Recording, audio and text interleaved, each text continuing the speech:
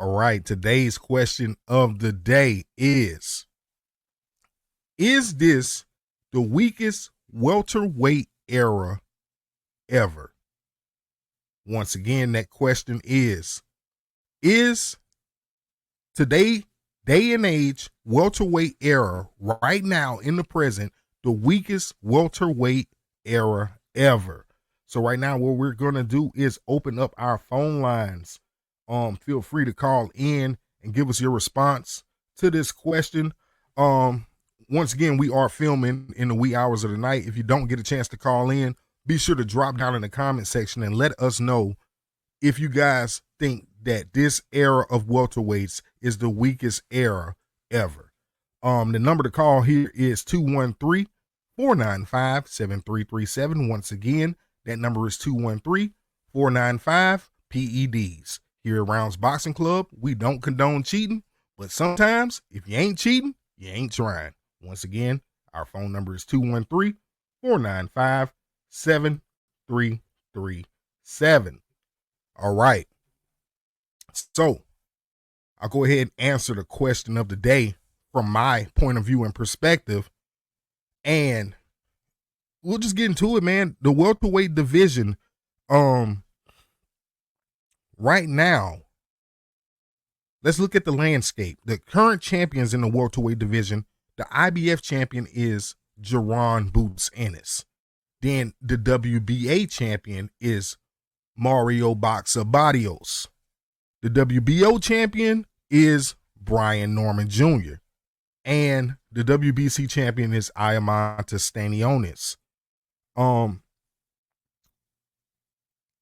This era, it's the welterweight era has always been popping since way back when, since yesterday. You know what I'm saying? So let's talk about some of the other eras. Let's go way back to 1935.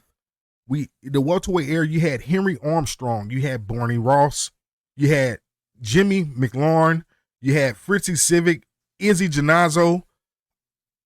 Then you had the Ray Robinson era in 1946, 1950, where you had Kid Gavilan, Sugar Ray Robinson, of course. You also had Tommy Bell, Tippy Larkin, Bo Jack. Then we go to the early 60s where you had Emil Griffith, Benny Perrette, Luis Manuel Rodriguez, Luis Frederico Thompson, Ralph Dupas. You get to the late 70s. The late 70s were rolling. You had Sugar Ray Leonard, Tommy Hearns, Pepino Cuevas, Wilfredo Benitez, Carlos Palomino, Randy Shields, Roberto Duran. Come on, man. Then in the 80s, let's go to the 80s. You had Donald Curry, Milton McCory, Roger Stafford, Mark Breland, Lloyd Honeyham, Maurice Blacker. And then you got the 90s welterweights where you had Felix Trinidad, Oscar De La Hoya, Ike Quartey, Pernell Whitaker, Vernon Forrest. Man, you know, and those boys were mixing it all up throughout those eras. All those welterweights were mixing it up, fighting each other numerous times. Then you get to the late 2000s. And personally, you know, I'm not going to say the late 2000s, the early 2000s. I think the early 2000s was the best of the welterweights, but we're talking about the worst right now. Look, you had Floyd Mayweather, Miguel Cotto, Shane Mosley, Antonio Margarito, Joshua Clottey, Andre Berto, Oscar De La Hoya, Manny Pacquiao, Zab Judah, Juan Manuel Marquez, Paul Williams, Carlos Quintana, Luis Collazo, Ricky Haddon, and the list goes on and on, man. As far as the late 2000s, the early 2000s, in the early 2000s, at one point, the top 10 pound for pound, 5 of them were welterweights. You had Margarito, Pacquiao, Mayweather, Mosley, and Cotto all on the top 10 pound for pound.